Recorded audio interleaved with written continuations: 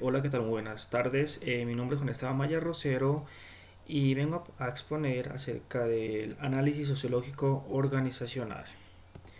Bueno, y comenzamos. Bueno, comenzamos con el tema de la sociología, cultura y estructura. Bueno, este se divide en tres. Comenzamos con la primera, la cultura como diversidad y conflicto. Esta se divide en la cultura de conflicto, que son dos. El mundo de la cultura se presenta como un mundo superpuesto al mundo natural, ya que la naturaleza no le otorga todo lo necesario al hombre para vivir, de modo que le obliga a construir su propio mundo. Bueno, la otra es la estructura de la sociedad nos va a determinar los objetivos de la conducta agresiva que iniciamos con describir la estructura histórica de la sociedad en que vivimos. Bueno, ahora seguimos con diversidad, cultura y conflicto.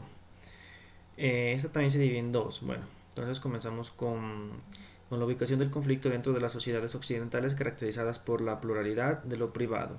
Esta también en 1997 se estableció una doble estructuración en forma de estos grupos.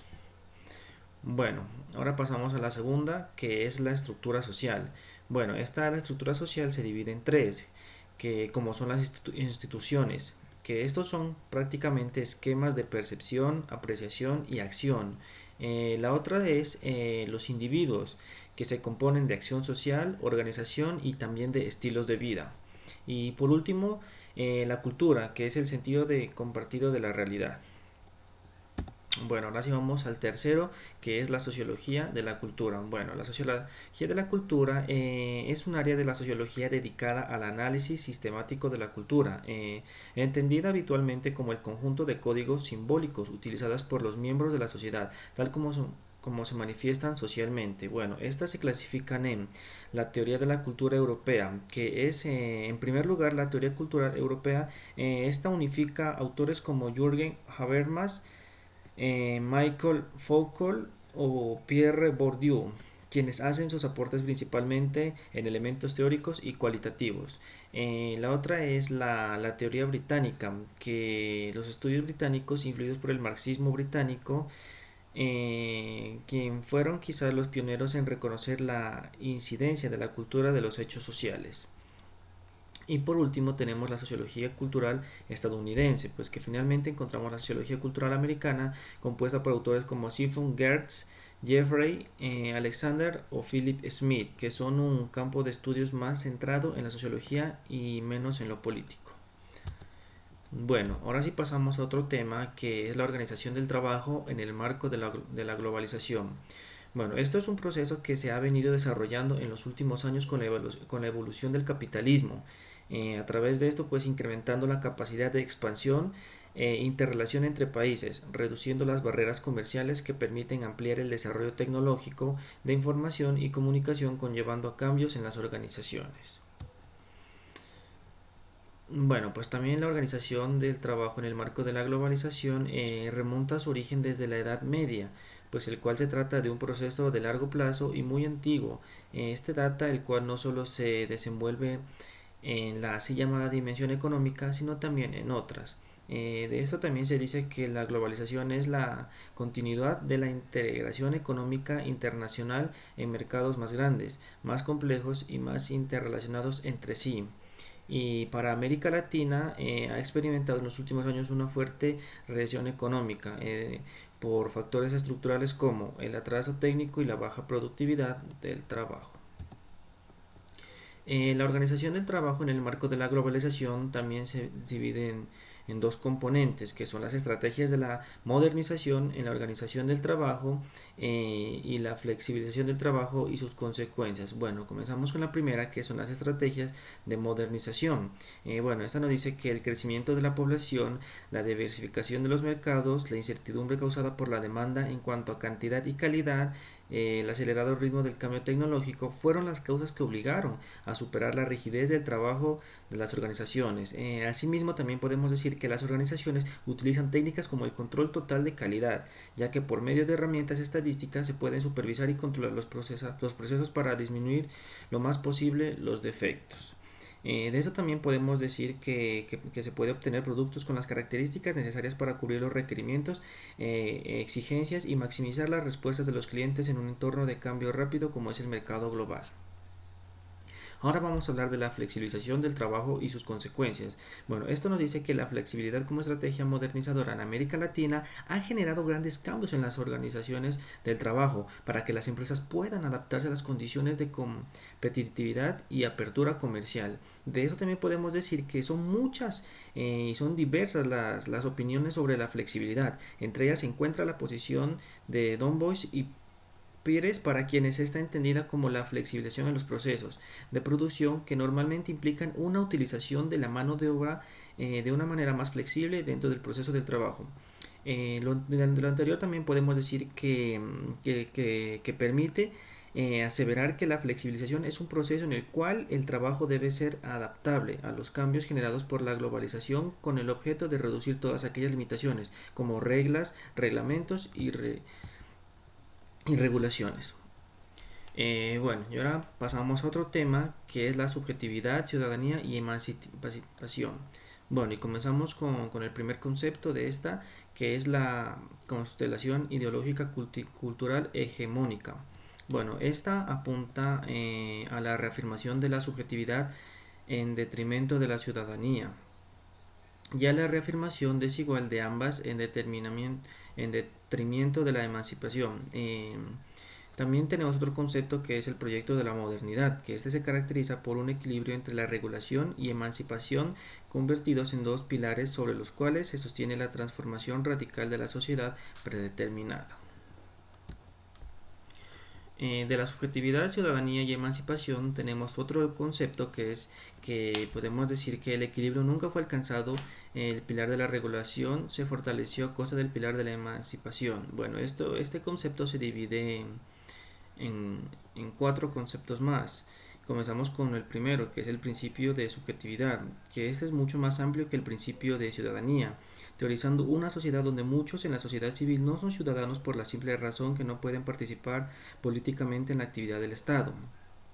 El segundo concepto es que el principio de ciudadanía incluye exclusivamente a la ciudadanía civil y política y su ejercicio reside exclusivamente en el voto y plantea la cuestión de la representación. Bueno, el tercer concepto nos habla de la marginalización total del principio de la comunidad, donde el contrato social es una obligación política horizontal ciudadano en cuya base es posible fundar una asociación política participativa y no como en el contrato social liberal que es una obligación política vertical ciudadano-estado. Bueno, y el último concepto nos habla de que concibe la sociedad civil en forma monolítica, como un asociativismo voluntario donde todas las asociaciones representan de igual modo el ejercicio de la libertad, la autonomía de los individuos y sus intereses.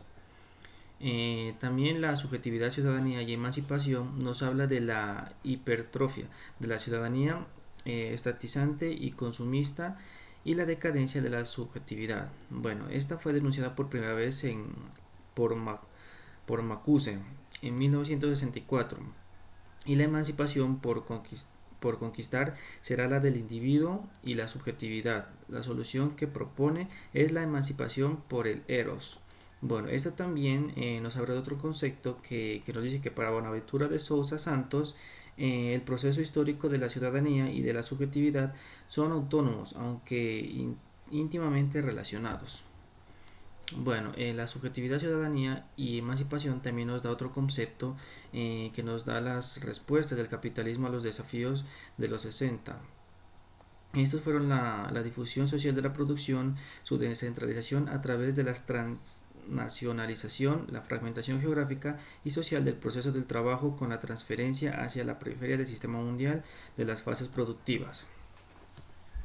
Otro concepto también nos habla que el predominio del principio de mercado en el pilar de la regulación es ahora diferente porque apela al principio de la comunidad y a las ideas que él incluye como participación, solidaridad y autogobierno para obtener su complicidad ideológica en la legitimación de la transferencia de los servicios de la seguridad social estatal hacia el sector privado sin ánimo de lucro. Bueno, y por último también nos dice que del pilar de la regulación Convive con movimientos emancipatorios poderosos como los ecológicos, feministas, pacifistas, antirracistas, consumidores, autoayuda, estudiantiles populares en América Latina. También otro concepto nos habla que los nuevos movimientos sociales posibilitan nuevas relaciones entre subjetividad y ciudadanía en el marco de la sociedad civil, y también que tenemos que imaginar otras posibilidades más allá de lo que existe. También tenemos que imaginar otras teorías posibles donde quepa la diferencia del futuro. Bueno, y ahora sí pasamos a otro tema.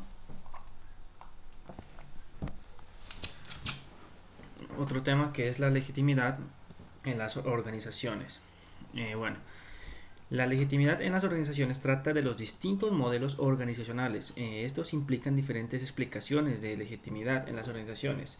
El tipo ideal weberiano descansa sobre la obediencia a las normas y el taylorista de la organización científica del trabajo.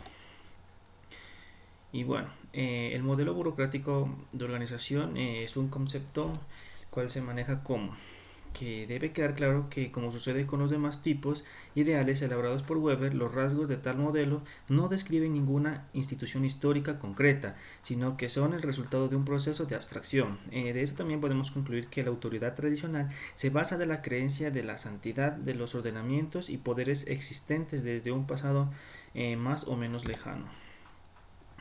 Bueno, el modelo burocrático organizacional, en un intento de sistematizar las muy conocidas características señaladas por Weber como propias del tipo ideal de organización burocrática, pueden agruparse de la siguiente forma. Primero, en primer lugar, y respecto a la estructura de la organización, las actividades necesarias para el cumplimiento de los fines de la organización se definen como deberes. Bueno, en segundo lugar, el funcionamiento de la organización implica un principio de jerarquía, es decir, una estructura de mando y subordinación, con inspección de los inferiores por los superiores y con la posibilidad para el subordinado de apelar a una instancia superior. Y bueno, en tercer lugar, y con relación al personal de la organización, la actividad profesional está separada de la esfera de la vida privada y los medios y recursos organizacionales separados también de los bienes privados del empleado. Bueno, ahora seguimos con el otro modelo, que es el modelo cientifista de organización. Bueno, está traducida indistintamente como administración científica, dirección científica o más comúnmente como organización científica de trabajo. Para el autor, la organización científica del trabajo es ciencia, es ciencia más no una mera experiencia. Taylor estaba poseído por la lógica de la eficiencia y luchaba contra los lentos ritmos artesanales presentes aún en la industria de su tiempo. Nuestro autor dio un paso más allá y de la división del trabajo pasó a la división del tiempo. También, del mismo modo, la ciencia suprimiría los métodos anticuados y dictatoriales de los empresarios, eliminando el ejercicio de la autoridad personal y sustituyéndola por una autoridad científica cuyas reglas no serían arbitrarias.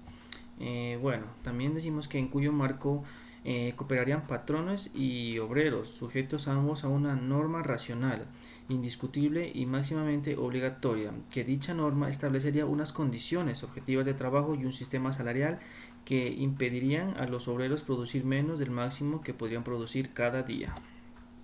Bueno, ahora seguimos con el tercer modelo, que es el modelo humanista de organización. Bueno, este tiene una extraordinaria relevancia tanto en el campo de las ciencias sociales como en el campo de la práctica de la organización y dirección de empresas. Bueno, en cambio que para las escuelas de las relaciones humanas, lo que se supone que es la empresa más satisfactoria será por ello mismo la más eficiente, pues el clima de graficación sistemática genera un mayor grado de cooperación y de identificación con los fines de la organización. Lo cierto es que pese a esta divergencia radical, que ninguno de los dos enfoques percibe contradicción alguna entre la búsqueda de la racionalidad por la organizacional y la aspiración humana a la felicidad. Bueno, del modelo humanista organizacional ahí se aislaron dos grupos de trabajadores, uno que son los experimentales y otro de control, así ambos modificándose alternativamente la intensidad de la iluminación en el primero y manteniéndose estable en el segundo. Bueno, ahora sí pasamos al último modelo, que es el modelo de la cooperación negociada.